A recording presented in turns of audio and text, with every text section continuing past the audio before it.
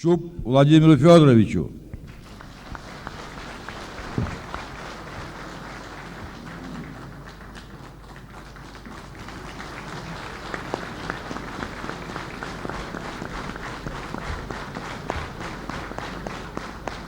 Спасибо.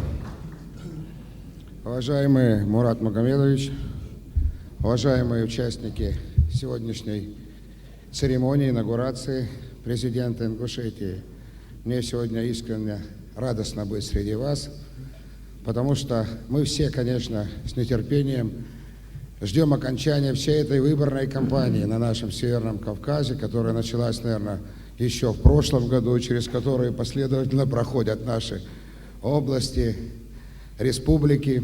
И чем быстрее закончится эта кампания, тем больше у нас появится возможностей для работы и для созидательной работы здесь, на Северном Кавказе.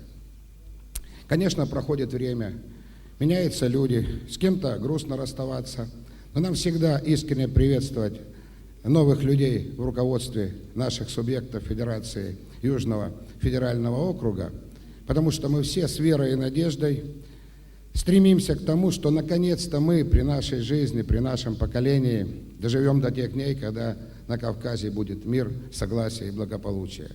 Каждый из нас в меру сил, руководителей, прилагает силы, а порой и таким образом мобилизует своих сотрудников, чтобы приблизить как можно быстрее это время. Что-то получается, что-то нет. Уже много лет у нас принято, как говорил здесь Валерий Мухамедович, между субъектами Федерации на юге подписывать соглашения и проводить свою работу таким образом, чтобы соизмерять свои действия с соседями, с друзьями, со всеми нами, живущими на юге нашей России. И мы искренне сегодня приветствуем нового президента Ингушетии.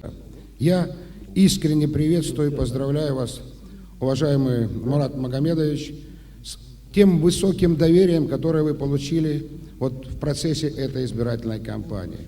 Я искренне рассчитываю на то, что все эти предвыборные бури утихнут, все успокоится, президент один, перевес впечатляющий, и я рассчитываю, что у нас появится новая страница в наших взаимоотношениях между народом Ростовской области и народом Ингушетии. Добра, счастья, мира, удачи и успеха вам в ваших делах на благо Республики Ингушетии и всего Северного Кавказа в Южном федеральном округе.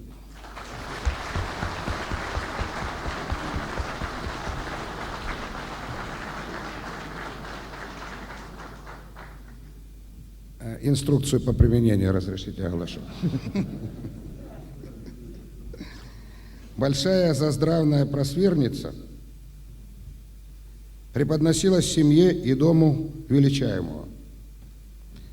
Малый величальный поднос казачий спас использовался для поздравлений и подношений хлеба, соли, еще начиная с 16 века Стародонья, и является с берегом в бою и походе. Хорошего вам похода на долгие года.